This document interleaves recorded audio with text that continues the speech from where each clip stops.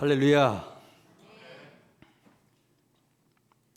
여러분, 우리 GSM 홍보 영상을 보시고 한마디로 우리 선교회가 어떤 선교회라고 생각하십니까? 여기 보시면은 1:1 동역 선교라고 하는 특별한 용어가 여러분에게 들렸을 거예요. 먼저 우리 선교회를 여러분에게 소개하고 하나님께서 하신 말씀들을 나누기 전에 저 자신을 소개하기를 원합니다. 저는 미국에서 이민교회 25년 사역을 마치고 조금 일찍 은퇴를 했습니다. 84년서부터 제가 미국 생활을 했으니까 이제 한 40여 년이 지나고 있습니다.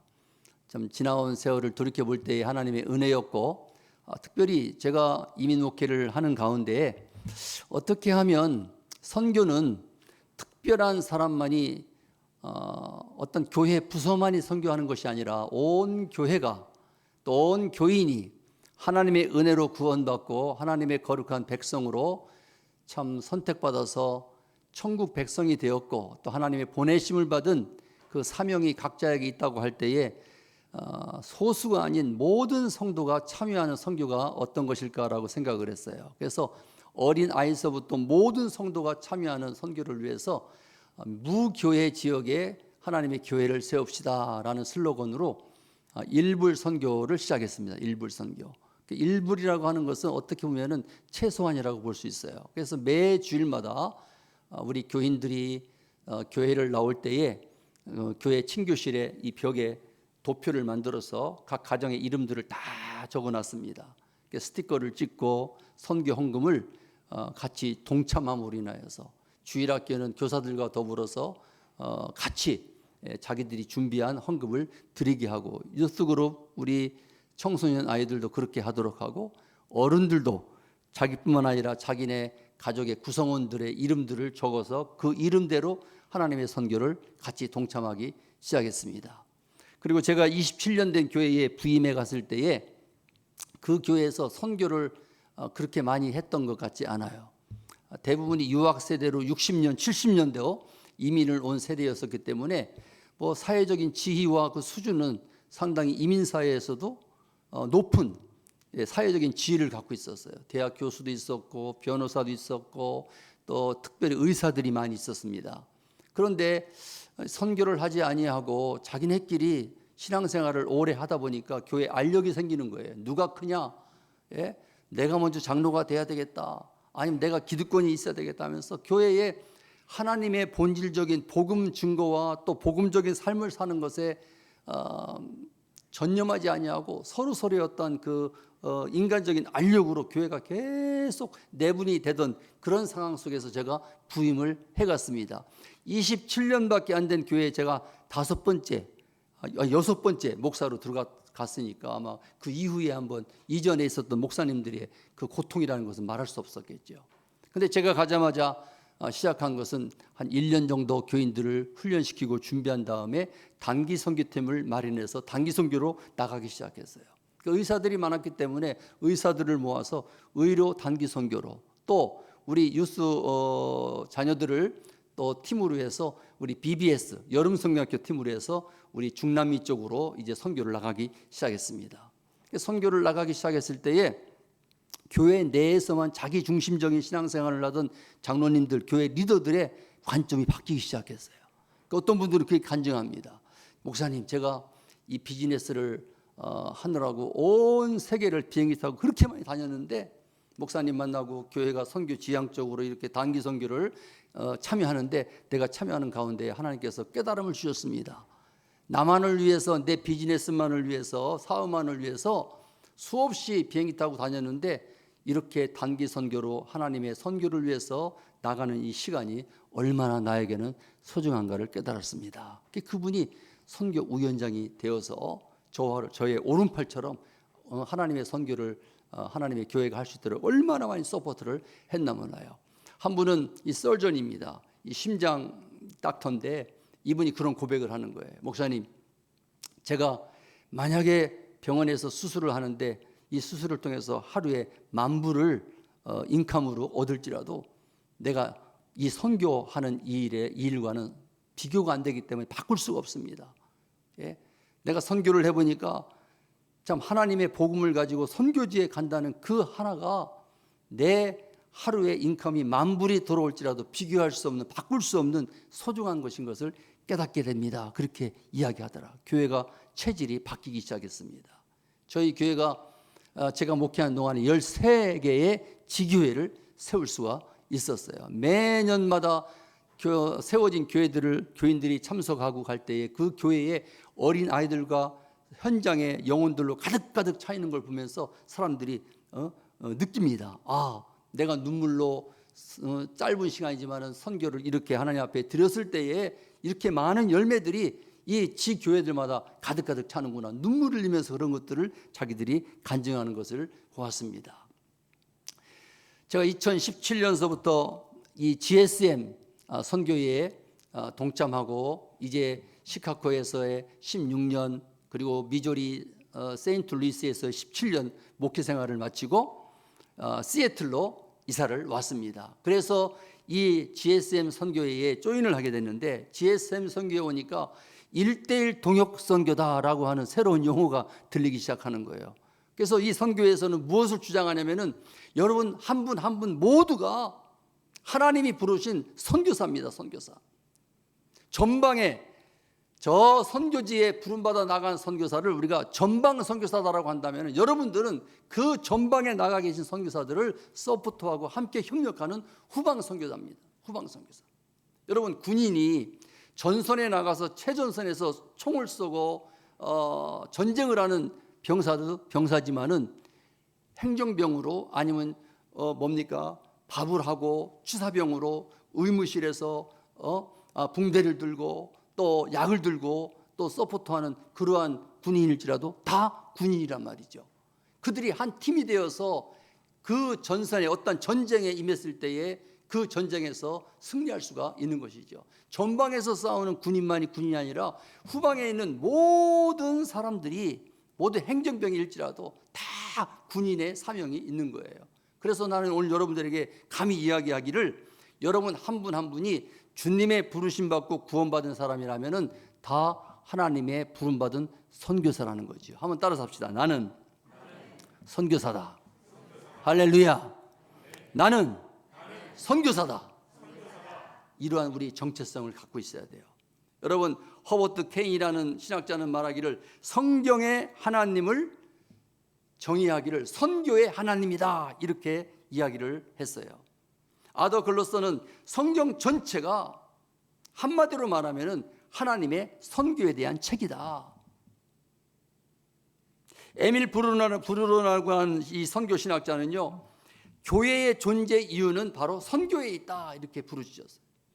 교회가 복음 전파의 사명에 충실할 때에 교회의 존재 이유가 분명해진다는 것이죠. 반대로 교회가 복음 전파의 사명에 무관심하거나 게으르다면은 그 교회는 존재 이유가 없다. 이렇게 강조하고 있어요. 여러분 불이 탐으로써 존재하는 것처럼 교회는 선교를 함으로써 그 교회의 존재 가치를 갖게 된다. 그래서 선교 부흥이 곧 교회 부흥이다.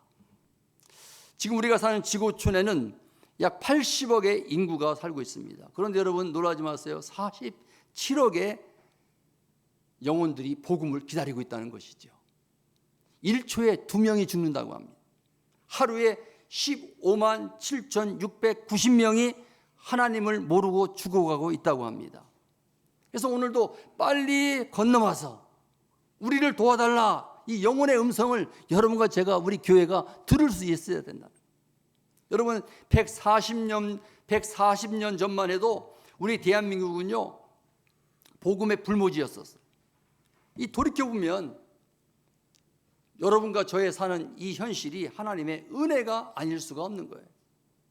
영적으로 깊은 잠에 빠져 아무런 소망 없이 가난하게 살던 조선 땅에 하나님은 당신의 종들을 친히 준비해 놓으신 것을 볼 수가 있어요. 여러분 한국 선교에 있어서 우리가 꼭 기억해야 될 한 분이 있습니다. 많은 분들이 이 사실을 잘 모르고 있어요. 일본에서 먼저 복음을 받아들이고 일본에서 생활하던 조선인 관료 이수정. 한국 교회사를 연구하는 분들은 이분을 조선의 마게도냐인이다 이렇게 평가를 합니다. 그 이유는 뭡니까? 복음을 받아들인 이후에 처음으로 이 한국인으로서 가슴이 너무나 벅찼어요. 와, 이 생명의 복음이, 이 영생의 복음이, 예수 그리스도 안에 있는 이 복음이 있다는 사실을 자기가 발견한 다음에 성경을, 이 마가복음을 국문으로 번역하기 시작했어요. 그리고 깨달은 것은 뭐냐? 우리 민족이 살 길은 이 하나님의 복음을 통해서 예수를 믿는 것뿐이다 라는 그 진리를 이 가슴에 불처럼 이분이 느끼기 시작했어요. 그래서 1883년에 이 조선의 사정 컨디셔널 오브 코리아라고 하는 이 조선 선교의 긴박성을 호소하는 글을 미국의 바이블 소사이어티 레코드와 미셔너리 리뷰에 기고하기 시작했습니다. 그 내용은 다음과 같습니다. 우리나라 1천만 동포는 아직까지 참 하나님에 대하여는 알지 못하고 이교도의 생활을 하고 있습니다. 저들은 아직까지 구세주의 은통을 입지 못하고 있습니다. 저는 일본에 머물러 있어서 이 복음을 발견했습니다. 저는 간절히 기도합니다. 여러분들께서 우리 조선 선교를 위해서 노력하고 있는 이들과 상의할 수 있는 어떤 사람을 일본에 보내어서 스스로 조선 선교를 준비할 수 있도록 도와주실 것을 간곡히 요청하는 바입니다. 만일 여러분들께서 우리에게 복음을 전하지 않는다면 나는 다른 민족들이 선교사를 보낼 것이라는 기대를 갖고 있습니다. 여러분, 이 이수정의 조선으로 건너와서 복음을 전해달라, 이 간절한 편지가요, 당시 미국의 한 젊은 신학생의 마음을 조선으로 돌렸습니다. 뉴저지 뉴브런스 신학대학생 한 명이 선교를 자원하기 시작했어요. 그가 바로 언더우드였죠. 언더우드는 자신이 속한 RCA 교단과 미국 장로교에 파송 요청 편지를 보냈습니다.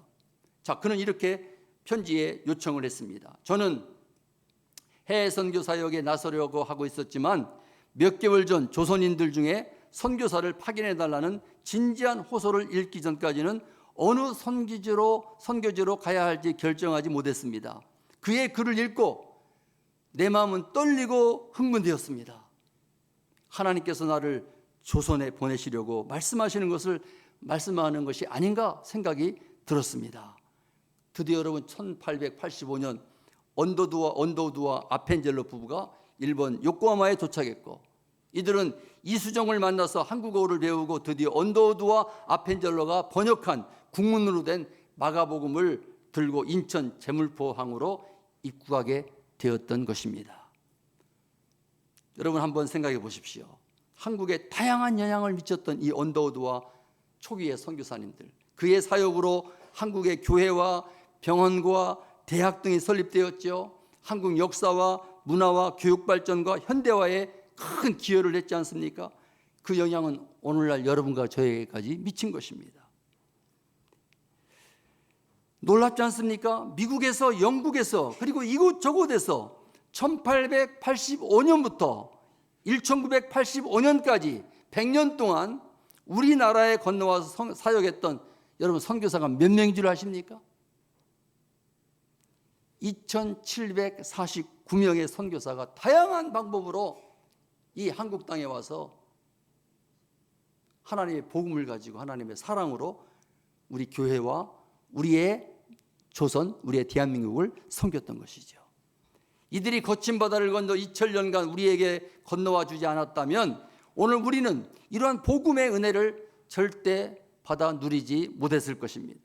이들이 건너와서 와주지 않았다면 오늘 우리는 이러한 복음의 은혜를 절대 누리지 못했을 것입니다. 오늘 한국교회를 세계교회는 주목하고 있습니다. 짧은 150년 기간 동안에 세계 교회사에서 찾아볼 수 없을 정도로 놀라운 성장과 발전을 했습니다. 약 국내에 6만여 교회, 193개국 흩어져 살고 있는 코리안 디아스포라 730만의 약 5천여 교회, 약 이 국내와 디아스포라 교회가 합해서 약 7만 교회가 있는 것을 우리가 발견합니다. 여러분, 세계에 거의 2만 6천 명의 선교사를 파송한 나라가 되었다는 것, 그리고 지금 대한민국의 국력이 미국과 중국과 러시아와 독일, 영국에 이어서 6위라는 거. 우리 대한민국은 복음에 빚진 것이 너무나 많은 민족이에요. 우리 한국교회가 세계 선교를 위한 축복의 통로로 마지막 쓰임 받아야 될 줄 믿습니다. 오늘 여러분 읽으신 본문 중에 보면 사도 바울이 2차 전도 여행을 시작하면서 간곡하게 참 하나님께서 1차 복음 때에 펼쳐진 하나님의 풍성한 그 열매들을 다시 한번 다지고 확인하고 그 복음이 확산시키기에 원하는 소원을 가지고 2차 전도 여행을 출발했던 것입니다. 여러분, 2차 선교 여행이라는 것은 아시아에서 유럽으로 복음을 건너가는 역사적인 획기적인 순간입니다. 유럽 복음화의 역사적 시작, 어떻게 이런 일들이 일어날 수 있었을까? 한마디로 말하면은 하나님의 강력한 성령의 인도를 받았기 때문인 것입니다. 6절에 보시면 성령이 아시아에서 말씀을 전하지 못하게 하시거늘, 7절도 예수의 영이 허락하지 아니하시는지라, 9절에도 하나님의 성령께서 환상을 보여주시는데 마게도냐로 건너와서 우리를 도와달라라고 하는 간곡한 환상을 사도 바울이 보게 됩니다. 여러분, 안디옥 교회가 금식하며 성령의 인도함 따라서 간절하게 하나님의 뜻을 구했을 때에 어떻게 했습니까? 하나님의 성령이 사도 바울과 바나바를 전도 1차 하나님의 선교사로 파송하게 되는 것이죠. 6절을 다시 한번 보시면은 바울 일행이 열정적으로 프로젝트를 가지고 복음을 전하고 말씀을 가르치는데 성령께서 그 지역에서 말씀을 전하지 못하게 막는 거예요. 성령이 아시아에서 말씀을 전하지 못하게 하시거늘 성령이 못하게 하셨다는 것입니다. 7절에 보면은 그래서 나름대로 하나님의 뜻을 구하면서 부르기아와 갈리아 땅으로 이동하는데도 이상하게 복음의 문이 열리지 않습니다. 드디어 무시아 앞에 이르러 비두기안으로 가고자 애쓰되 예수의 영이 허락하지 아니하는지라. 여기에서 누가를 만나게 되죠. 누가와 함께 이제 하나님께서 준비시킨 것이 무엇입니까? 9절과 10절을 보시면은 마게도냐 사람 하나가 이곳에 서서 섰다는 것은 계속 서서 그에게 청하여 가로되 마게도냐로 건너와서 우리를 도우라, 이렇게 이야기하는 것입니다. 놀라운 것은 이러한 환경적인 변화에 따라서 10절에 보면은 사도 바울이 이 환상을 본 다음에 우리가 곧 마게도냐로 떠나기를 힘쓰니 이는 하나님이 저 사람들에게 복음을 전하라고 우리를 부르신 줄을 인정함이라. 하나님께서 자기를 부르신 것으로 인정했다라고 고백하고 있는 거예요. 제가 섬기고 있는 GSM 선교회는 바로 이렇게 건너와서 우리를 도와달라라고 하는 주님의 음성들이 이곳저곳에서 먼저 선교지로 파송된 선교사님을 통해서 이 요청하는 소리들이 이곳저곳에서 막 들리고 있어요. 저희들이 지금 101국가에 한 1000여 명의 선교사를 섬기고 있습니다. 선교지에서 들려오는 소식들은 뭐냐면은 후방에 계신 우리 교회들이, 우리 선교사님들이 우리를 와서 도와주십시오. 너무나 긴박하게 돌아가는 영혼들의 구원의 추수때가 가까워서 수많은 환경적인 변화 속에서 영혼들이 죽어가고 있고 영혼들이 핍박을 당하고 있는데 지금이 바로 그때입니다. 지금 와서 우리를 도와주지 아니한다면 저들이 다 죽어갈 수밖에 없습니다. 여러분 한번 생각해 보십시다. 우리 중앙장로교회가 보니까 많은 선교를 하고 있어요. 저는 감히 도전을 주고 싶습니다. 여러분, 이스라엘 백성들이 디아스포라로 흩어져서 신앙생활을 하면서 한 가지 놀라운 기적들의 삶을 지금까지도 살고 있는 이유는 뭐냐면은 10명의 사람들이 있으면 하나의 회당을 만들어냅니다. 회당을 만들어서 유대인의 어떤 신앙의 공동체로서 그들이 유대인의 정체성을 가지고 서바이벌 하는 것이죠.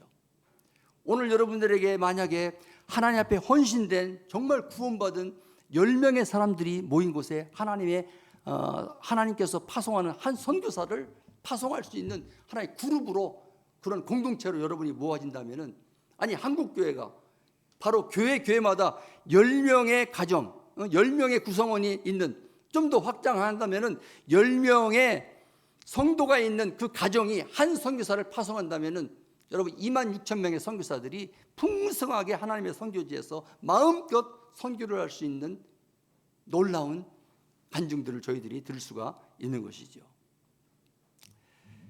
제가 섬기고 있는 GSM 선교회는 바로 이곳저곳에서 우리를 도와달라 하는 그 소식을 듣고 즉각적으로 믿음으로 순종하고 헌신하는 많은 하나님의 백성들, 하나님의 동역자들이 있는 선교 단체입니다. 그래서 교회에서 연합하여 후방에 있는 한 가정에서 혹은 한 성도가 한 선교사와 선교지를 1대1로 결연해서 평생 선교하도록 돕는 브릿지 역할을 하는, 중간 역할을 하는 선교단체입니다. 우리 선교단체의 특징은 뭐냐면은 100% 선교 헌금을 그대로 선교지에 전달합니다. 그래서 교회에서 연합하여 후방에 있는 한 가정에서 혹은 한 성도가 한 선교사와 선교지를 1대1로 결연해서 평생 선교하도록 돕는 선교단체입니다. 여러분 한번 상상해 보십시오. 여러분 한 가정이 한 선교지를 어답터해 갖고 그 선교지를 품고 한 그 선교사와 더불어서 하나님께서 나에게 정해주신 바로 선교지입니다. 그 영혼들을 품고 그 파송된 선교사와 함께 그 선교지를 위해서 기도하고 사랑의 물질을 보내고 기도하고 그들을 응원하고 그들을 방문하고 평생 그렇게 여러분이 헌신한다면은 그 선교사가 받는 놀라운 하나님의 상급이 곧 여러분의 상급이 될 것이요. 선교지에서 선교사님이 따먹는 그 추수의 열매가 곧 여러분의 열매요 간증이 될 거라고 생각이 됩니다. 여러분 한 선교사님이 하나님의 부르심을 받아 선교 현장에 갔다는 것은요, 그 선교사를 파송한 교회가 성도들이 전방의 선교사와 함께 선교 공동체가 된 것입니다. 물질과 기도와 사랑이 함께 건너간 것이죠. 이 사실을 잊어서는 안 됩니다. 영적 전쟁터로 떠나는 전방의 선교사만큼 후방에서 기도와 물질로 함께하는 교회와 후방 선교사가 많지 않는다면 그 전쟁에서 절대 승리할 수가 없는 것이죠. 오늘 선교사님들께서 가장 힘들어하는 부분이 뭐냐면은 이 펀드레이징이에요. 펀드레이징. 여러분 생각해 보십시오. 지금 러시아와 우크라이나가 긴 전쟁을 하고 있는데 서방 국가에서 특별히 미국에서 더 이상 우크라이나에 보조를 할 수가 없다. 서포트를 할 수 없다. 그리고 동시에 유럽에 있는 나토 그룹들이 우리도 더 이상 서포트할 수 없다라고 한다면은 전쟁은 그냥 끝나버리는 거예요. 아무리 우크라이나의 젊은이들이 목숨을 내놓고 전선에서 싸우려고 할지라도 미국과 서방에서 서포트하는 물자가 없다면은 어떠한 군수 물자가 서포팅 되지 않는다면은 그 전쟁은 이길 수가 없는 거예요.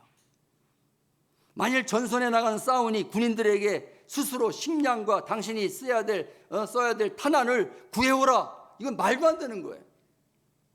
식량과 무기를 제때 공급받지 못한다는 것은 곧 전선에서 죽으라는 뜻이에요. 자멸한다는 뜻이에요. 그런데 오늘 최전방에서 영적 전투를 벌이는 것도 힘든데 후방이 어렵다고 해서 선교비를 줄이고 심지어는 중단하게 될 때에 전방 선교사님들이 당할 어려움을 한번 상상해 보십시오. 전선이 무너지면 후방도 함께 패배하는 것입니다. 그런데 전선의 승리는 우리 모두의 승리인 것입니다. 오늘 저희 선교회를 통해서 약 109국가네요. 보니까 아까 101국가라 했는데 3월부로 109국가 1002명의 선교사와 후방에서 1500여 명의 후원자가 협력하고 있습니다. 우리는 복음을 갖고 전방에서 사역하는 선교사도 중요하지만은 그를 파송하고 함께 사역하고 후방에서 교회와 성도들 동안 성도들이 애쓰는 그 헌신이 얼마나 중요하다는 것을 제가 선교회를 운영하면서 배우게 되고 또 발견하게 됩니다. 그래서 우리는 후원자들을 후원자다 이렇게 얘기하지 않냐고 그들을 후방 선교사님이다라고 부르기를 즐겨하고 있습니다. 몇 분의 후방 선교사의 아름다운 헌신과 순종을 통해서 어떤 일이 일어나는가를 여러분께 소개해 주기를 원합니다. 이분은 지금 고인이 됐습니다.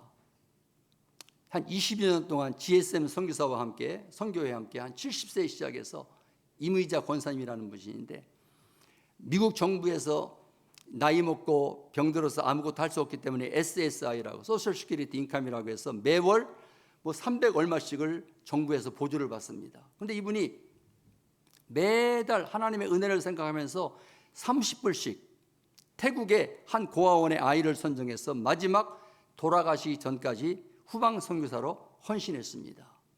뭐 적은 것이죠. 30불 뭐 하나로 하면은 한 4만 불 됩니까? 얼마 되지 않는 그 물질을 믿음으로 하나님 앞에 드렸는데 그 적은 물질이 태국의 고아원의 한 아이에게 전달됐을 때에 20여 년 동안 전달됐을 때에 이 아이가 커서 태국의 검도 선수 국가대표가 되었어요. 돌아가신 후에 그 사역을 이어서 이미영 집사님이라는 그분의 따님이 지금은 10명의 선교사를 섬기는 축복을 갖고 있어요. 또 한 분 이명훈 장로님이라는 분이 계십니다. 이분은 시애틀 저 남쪽 지역의 그 타코마라는 지역에서 스파 사업을 하시는 분입니다. 미국에서 비즈니스 한다는 것이 쉽지가 않습니다. 그런데 이분이 20명의 선교사를 섬기고 계세요. 20명이라는 것은 매달 100불씩 해서 2,000불의 펀딩을 헌금하셔야 되는 거예요. 그런데 코로나 시대에 사업 확장을 했는데 코로나가 딱 터져버렸죠. 그 사업을 확장시켜서 자녀에게 맡기려고 했는데 그 아들이 그 비즈니스를 또 하나 맡아야 될 아들이 백혈병에 딱 걸려버린 거예요. 여러분 코로나 사태로 어려운 상황이죠. 그러한 가운데에 저희들이 위로하려고 전화 거리고 전화 드리면서 기도하겠습니다라고 했을 때에 그 장로님이 고백하기를 이렇게 어려운 상황 가운데서도 우리 아들이 백혈병에 걸렸고 사업도 어렵지만은 제가 믿음으로 하나님 앞에 드리기를 원합니다. 지금 20명의 선교사를 돕고 있는데 믿음으로 제가 10구자를 더 증액해서 하나님 앞에 드리기를 원합니다. 그래서 지금은 33구자를 통해서 선교사님을 33명을 섬기고 계세요. 자, 그 다음에 어떤 일이 벌어졌겠습니까? 사업도 잘 풀렸고 이거 아들이 골수 이식 수술로 건강이 회복되었습니다. 코로나 한참 어려운 시절에 이 스밀러스 펀드라고 하는 그 펀딩을 정부에서 우리 미국에 살고 있는 사람들한테 나눠줬어요. 2번에 걸쳐서 나눠줬는데 그때에 코로나 시대에 많은 분들이 저는 깜짝 놀란 것이 뭐냐면은 이제 후원을 중단하겠거니 했는데 후원 중단은커녕 스페셜한 특별한 헌금으로 하나님께서 예비하시고 준비하신 하나님의 사람들이 동원돼서 전설에 나가 있는 선교사님들을 서포트하기 시작을 합니다. 이것은 아프리카 지역에 있는 이것은 저 남미 쪽에서 수고하시는 분들을 위해서 헌금해 주시기 바랍니다. 헌금하기를 원합니다. 특별한 사랑의 헌금으로 전달해 주세요.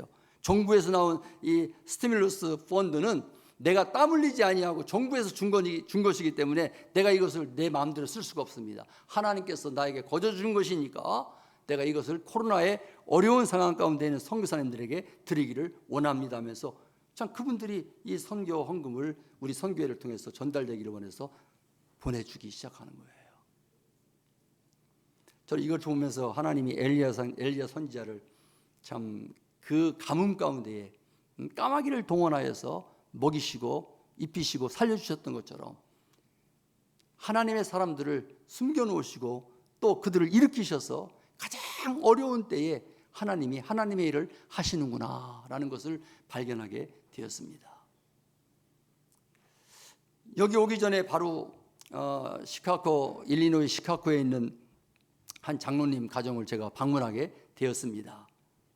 이분이 우리를 만나서 그런 이야기를 합니다. 목사님, 제가 이 치과 의사인데 은퇴를 하고 지금까지 내가 수고한 것 내 마음대로 다 쓸 수 있고 또 그런 여력이 있지만은 또 이 돈을 내가 모아놓은 것은 내 사치품, 명품들을 좀 사서 즐기려고 해놨는데 이스라엘과 하마스의 전쟁이 일어나는 것을 보면서 이스라엘은 선교사님들이 얼마나 힘들까.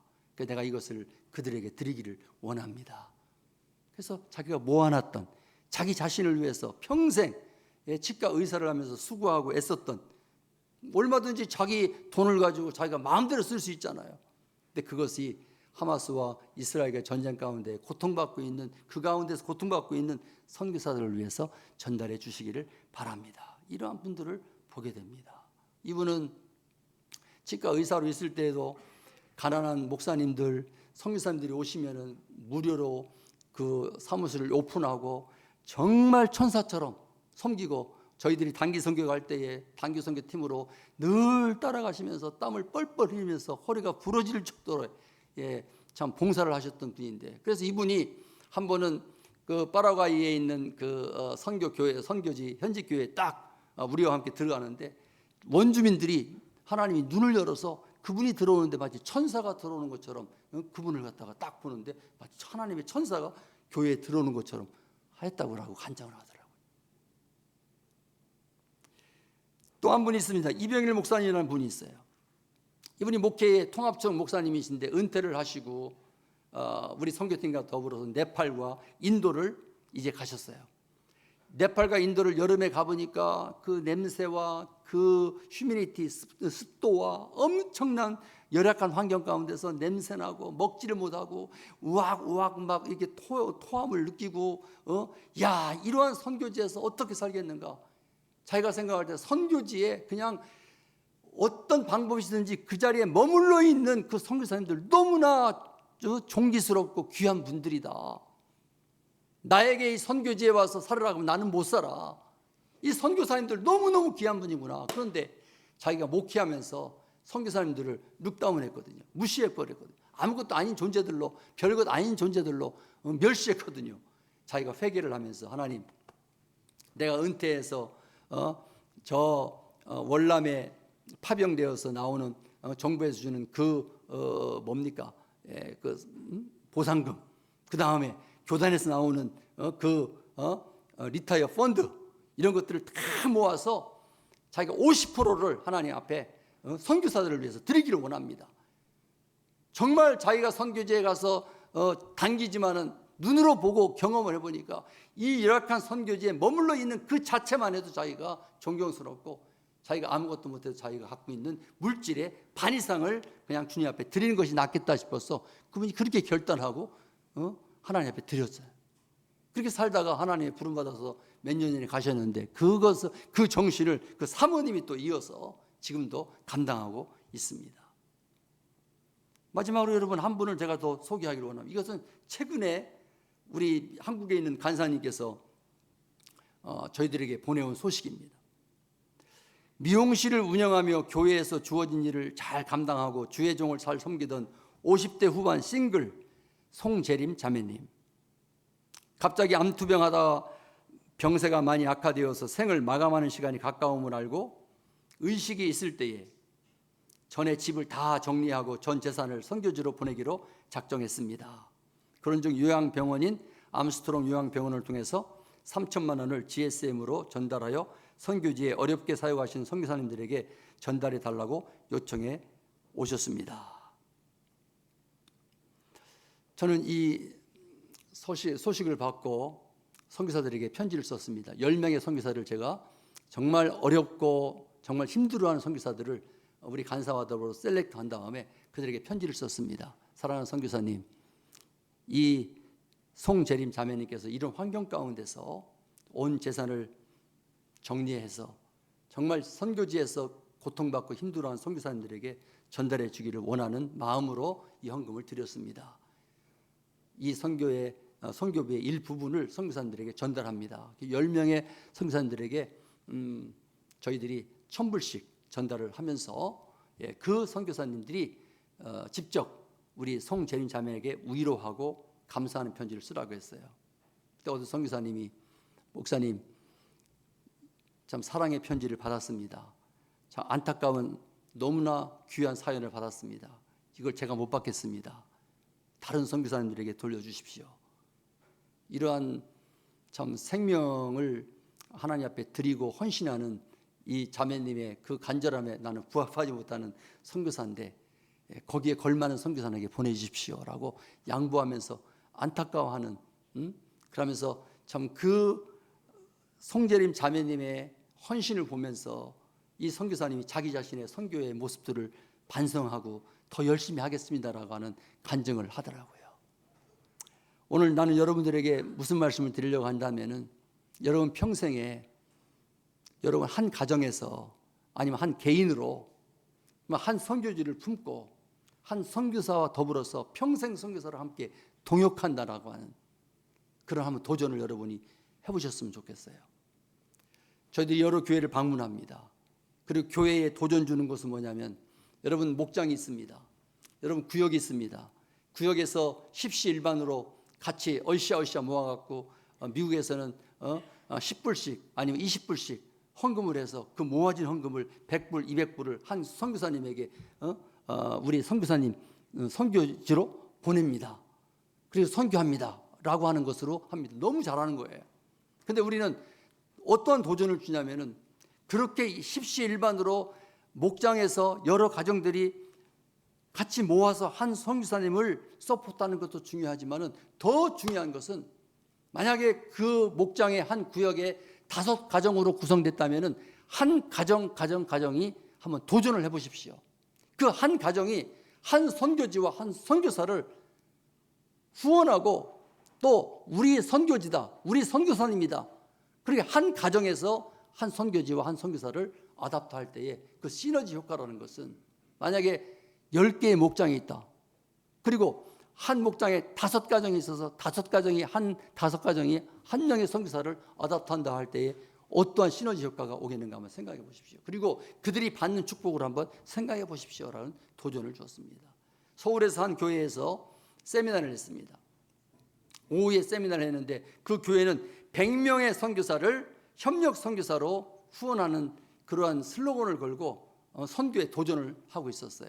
저희들이 세미나를 할 때는 스피커가 나만 스피커가 아니라 저도 말씀을 전하고, 후방 선교사인 또 우리 평신도가 와서 자기가 후방 선교사로서 한 선교사를 아답터하고 선교에 동참했을 때 온 축복과 은혜가 뭔가를 간증하게 하고, 또 전방 선교사, 현장에 선교사님이 오셔서 또 간증도 합니다. 그 다음에 각 가정이 오늘 이 시간에 이 선교사님들을 한번 선택하고 여러분들이 선교사를 돕겠다라고 하면 결단하십시오라는 결단을 하도록 합니다. 놀랍게 그날 오후에 30명의 가정이 하나님 앞에, 우리 가정도 나도 후방 선교사로서 한 선교지를 책임지겠습니다라고 하는 결단을 하더라고요.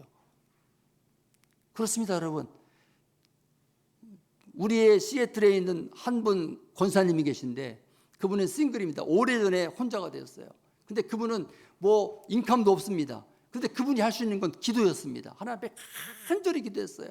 하나님, 나는 내 스스로 할 수 없지만은 나에게 허락하신 자녀가 있습니다. 그 자녀 중에 하나가 아주 치과 의사인데, 치과 그 영업을 너무너무 잘하는 거야. 그 사업을 너무너무 잘하는 거야. 우리 딸의 마음을 감동시키셔서 하나님의 선교사를 도울 수 있는 그러한 일을 딸을 통해서 해주십시오. 근데 얼마나 강렬하게 하나님 앞에 기도를 했는지, 그 딸이 처음에는 몇 구자 시작을 해서 지금은 몇 명의 선교사를 돕고 있냐면은 그 스스로 50명의 선교사를 돕고 있어요. 50명의. 물론 2세입니다. 영어권입니다. 그런데 그 어머니의 간절한 새벽마다 드리는 기도를 통해서, 하나님, 우리의 딸이 하나님의 축복의 통로가 되기를 원합니다. 열방에 있는 선교사들을 돕기를 원합니다. 그랬더니 하나님께서 그 딸을 축복해 주시는데요, 조그마한 허름한 건물에서 그 건물이 이제는 큰 건물이 되고, 그 주변에 있는 수많은 사람들이 소문이 내서 병원에 환자들로 가득 차게 만드는 거예요. 그래서 우리가 선교 대회할 때마다 이분이 나와서 간증을 하는 거예요. 하나님께서 저의 부족하고 연약한 기도를 통해서 얼마나 우리 딸을 통해 큰 일을 하고 있는지 모릅니다. 그렇습니다. 선교 부흥이 곧 교회 부흥이에요. 교회들은 생각합니다. 선교를 한다는 것은 마치 총을 빵 쏘면 총알이 휙 날아가 버리고 보이지 않습니다. 뭐 들어오는 게 없는 것 같아요. 그러나 여러분, 하나님의 복음이 어딘가에 떨어져서 뿌리 내리고 싹이 틀 때 그곳에서 30배, 100배의 열매를 맺게 되는 것이죠. 우리 GSM 선교회는 참 어떻게 보면 굉장히 미약한 사람들이 모였지만은 미약한 자들이 모였지만 하나님의 큰 군대를 이루는 그러한 선교 단체가 되었어요. 처음에는 6명의 선교사를 11명의 후원자가 돕는 그러한 일을 하고 있었어요. 그런데 하나님께서 지금은 구자로 말하면 1,500구자, 정확한 머릿수로 하면 1,009명의 선교사를 돕고 있고, 1,009명의 선교사를 돕고 있고, 그 다음에 1,500여 명의 후원자를 하나님이 허락해 주셔서 세계 전역에서 우리 GSM의 소식을 듣고 와서 오늘도 우리를 도와주십시오. 와서 우리 선교지를 도와주십시오. 너무나 어렵습니다. 선교지에서 참 선교사들이 뭘 하려고 할 때 탄환이 없습니다. 군수물자가 필요합니다. 우리 GSM에서 우리 선교사를 모집해서 1대1로 동역시켜주는 그 일에 우리 동참하기를 원합니다. 우리를 도와서 도와달라고 하는 그 안타까운 음성이 이곳저곳에서 들려오고 있어요. 그래서 지금도 GSM에 약 150여 명의 세계 열방에 있는 선교사들이 우리와 후원자가 필요합니다라고 하는 그러한 요청에 그 어플리케이션을 해놓고 저희들이 기다리고 있습니다. 오늘 여러분들에게 이제 말씀을 참 나눈 거에 대해서 결론을 내리고자 합니다. 제 자신도 25년 동안의 목회를 할 때는 그냥 교회에서 선교부에서 교인들이 헌금 내는 그것으로 선교하면은 뭐 그것으로 선교하는 것으로 생각했어요. 뭐 그것으로 나가 단기 선교하는 것으로 생각했습니다. 근데 목회를 이제 정리하고 은퇴한 다음에 선교에 와서 내 목회 생활을 돌이켜 봤을 때에 참 뭔가 선교를 통해서 내 자신이 쇼업하려고 해갖고 보여주려고 하는 거와 또 교회 부흥을 위해서 선교를 이용했구나라는 그러한 자책감과 회개를 많이 했습니다. 부족하지만 우리 선교회의 모든 스태프들은 대표이야 모든 사람들이 발란티어로 그들의 은사대로 그냥 자원해서 섬기는 거예요. 자기 자동차를 가지고 자기 컴퓨터를 가지고 자기 시간을 가지고 이 일에 동참하고 있습니다. 그것뿐만 아닙니다. 어떤 사람은 2구자, 어떤 사람은 3구자, 어떤 사람은 5구자 이렇게 선교사들을 선정해서 자기들이 희생하면서 먼저 그 사역을 실천하고 있는 것이죠.